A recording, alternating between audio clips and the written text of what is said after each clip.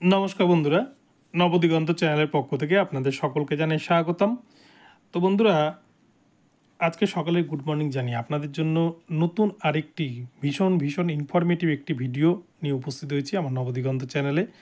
আমার অনেক দর্শক বন্ধুর অনুরোধে আমি গতকালকে একটি ভিডিও দিয়েছিলাম যেটি ছিল এসএসসির অনলাইন অ্যাপ্লিকেশন কি করে আপনারা করবেন সেই রিলেটেড। তো সেই ভিডিওটি দেখে অনেকে উপকৃত হয়েছেন, অনেকেই থ্যাঙ্কস জানিয়েছেন। আপনাদেরকে ওয়েলকাম, আপনাদের আগামী জীবন সুন্দর হোক।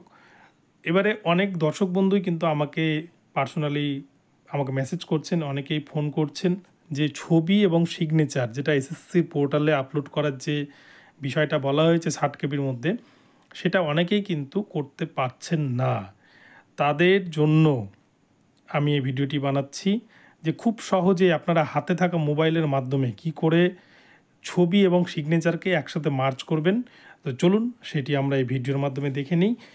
আর এই ভিডিওর ডেসক্রিপশান বক্সে কিন্তু এসএসসির অনলাইন অ্যাপ্লিকেশন করার যে লিঙ্ক সেটা কিন্তু দেওয়া থাকবে। আপনারা সেই ভিডিওটি দেখে নিলে খুব সহজেই বাড়িতে বসেই কিন্তু মোবাইল বা ডেস্কটপ বা ল্যাপটপের মাধ্যমে করতে পারবেন।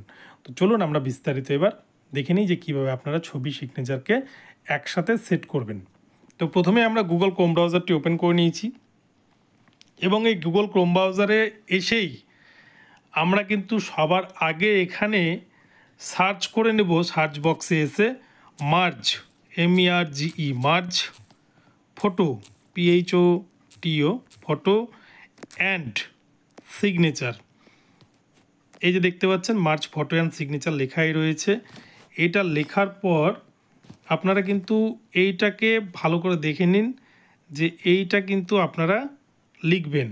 এটা লেখার পর আপনারা এখানে সার্চ অপশানে ক্লিক করবেন। আমি সার্চ অপশানে ক্লিক করলাম। এখানটায় ক্লিক করার পর এই যে দেখুন প্রথম যে ওয়েবসাইটটি এসেছে আমার এইখানে যে ওয়েবসাইটটি এসেছে, এই ওয়েবসাইটটিতে আমরা কিন্তু এই যে দেখুন tools.sarkariresult.in এই যে প্রথম যে ওয়েবসাইটটি এসেছে ফটো অ্যান্ড সিগনেচার জয়েনার লেখাই রয়েছে, এখানটায় কিন্তু আমরা ক্লিক করব। তো আমি এখানে ক্লিক করে নিচ্ছি। দেখুন এখানে ক্লিক করার সাথে সাথেই কিন্তু আমার এই সাইটটি খুলে গিয়েছে। এটাকে ওপরে তুলবেন, ওপরে তোলার পর এখানটায় দেখুন ফটো অ্যান্ড সিগনেচার জয়েনার লেখাই রয়েছে। ফটো আর সিগনেচারকে আপনারা যে জয়েন করবেন সেটা কিন্তু এখানে লেখাই রয়েছে। তো সবার আগে কী করতে হবে, আপলোড ইওর ফটো যেখানে রয়েছে এই আপলোড ইওর ফটোতে আমরা কিন্তু ক্লিক করব চুজ ফাইলে। এই চুজ ফাইলের ঘরে ক্লিক করে নিচ্ছি। চুজ ফাইলের ঘরে ক্লিক করার সাথে সাথেই আমি অনেকগুলো ছবি পেয়ে গেছি। আমি একটা ডেমো ছবি আপনাদের জন্য এখানে তৈরি করে রেখেছি। এই ছবিটাকে দিয়েই কিন্তু আমি আজকে আপনাদেরকে উদাহরণস্বরূপ বোঝাচ্ছি। তো এই পাসপোর্ট সাইজ ফটোটি আমি কিন্তু এখানে চুজ ফাইলে ক্লিক করে নিয়ে নিলাম। দেখুন এখানে কিন্তু ছবি চলে এসেছে। এবার নিচে কিন্তু সিগনেচারের জন্য জায়গা রয়েছে। তো এবার দেখুন আপলোড ইওর সিগনেচার যে ঘরটি রয়েছে, এই ঘরে কিন্তু ওই যে আপলোড ইওর সিগনেচার যে ঘরটি রয়েছে, এখানে যে চুজ ফাইল যে ঘরটি রয়েছে চুজ ফাইলের উপর ক্লিক করব। তো আমি চুজ ফাইলের উপর এখানে ক্লিক করে নিচ্ছি। চুজ ফাইলে ক্লিক করার সাথে সাথে আমি কিন্তু এবার সিগনেচারটাকে বসিয়ে নিচ্ছি। আমি একটি ডেমো সিগনেচার এখানে রেডি করে রেখেছি। দেখতে পাচ্ছেন আপনারা যে সিগনেচার কিন্তু চলে এসছে, হয়তো অনেকে বুঝতে নাও পারেন। এই যে দেখুন সিগনেচার কিন্তু চলে এসছে, যে সিগনেচার আমি সিলেক্ট করেছিলাম আর যে ছবি আমি এখানে সেট করেছিলাম সেই ছবি এবং সিগনেচার কিন্তু আমার চলে এসেছে। এবার এটাকে আপনারা কি করবেন, এখানটায় যে দেখুন জেনারেট যে অপশানটি রয়েছে এই জেনারেট অপশানটির ওপর ক্লিক করবেন। তো আমি জেনারেট অপশানের উপর ক্লিক করে নিচ্ছি। দেখুন জেনারেট অপশানের উপর ক্লিক করার সাথে সাথেই আমার কিন্তু ফটো সিগনেচার জয়েন হয়ে গেছে। এবার এখানটায় দেখুন বলছে ডাউনলোড টেমপ্লেট।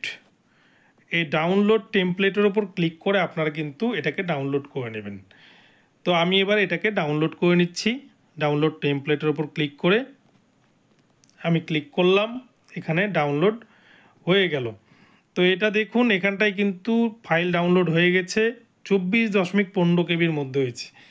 এসএসসির সার্ভারে কিন্তু সাধারণত 60 কেবির মধ্যে করতে হবে, তবে 30 কেবি থেকে 60 কেবির মধ্যে করার চেষ্টা করবেন আপনারা। তো এইভাবে খুব সহজেই আপনারা কিন্তু ছবি আর সিগনেচারকে এইভাবে কিন্তু একসাথে মার্জ করে নিতে পারবেন। আর এই ছবি সিগনেচার আপনারা এসএসসির ওয়েবসাইটে আপলোড করলে কোনো রকম কোনো সমস্যা কিন্তু হবে না। সম্পূর্ণ নির্দ্বিধায় একদম নিঃসন্দেহে সঠিকভাবে আপনারা ফর্ম ফিল আপ করতে পারবেন। এরপরেও যদি কারো কোনো সমস্যা হয় আপনারা জানাবেন, আমি তার জন্য ভিডিও করব। তবে যদি আপনারা কেবি কী করে পরিবর্তন করতে হয়, হয়তো 60 কেবির বেশি হয়ে গেছে, সেটাকে কি করে 60 কেবি করবেন সেটাও কিন্তু আমি আপনাদের জন্য ভিডিও নিয়ে আসবো পরবর্তীতে। যদি আপনাদের প্রয়োজন হয় আপনারা জানাবেন। তো এখন এ পর্যন্ত রইল এই সংক্ষিপ্ত ভিডিওতে। আপনারা এতক্ষণ যে মনোযোগ সহকারে দেখলেন তার জন্য অসংখ্য ধন্যবাদ আপনাদের। সকলে ভালো থাকবেন। ধন্যবাদ।